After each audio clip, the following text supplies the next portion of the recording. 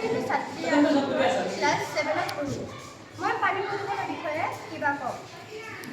পানী প্ৰদূষণ বিভিন্ন কাৰণত হ'ব পাৰে আৰু পানী প্ৰদূষণৰ ফলত বিভিন্ন জীৱ-জন্তু আৰু মানুহৰো বিভিন্ন ৰোগ হয়। প্ৰদূষিত পানী পান কৰিলে বিভিন্ন জীৱ-জন্তু নাইবা মানুহৰ বিভিন্ন ৰোগ হয়, যেনে কলেৰিয়া, ডায়েৰিয়া ইত্যাদি।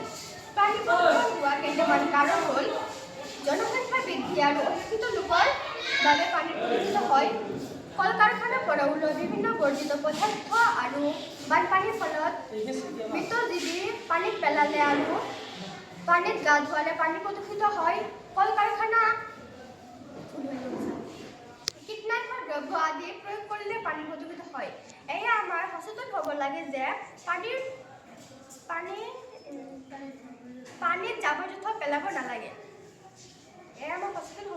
পানীত জাবৰ-জোথৰ পেলাব নালাগে।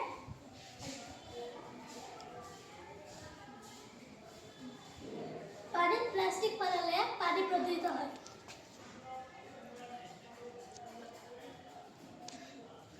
মুখ ধোৱা আৰু গা ধোৱাৰ পানী আমি সচৰাচৰত ব্যৱহাৰ কৰিব পাৰোঁ।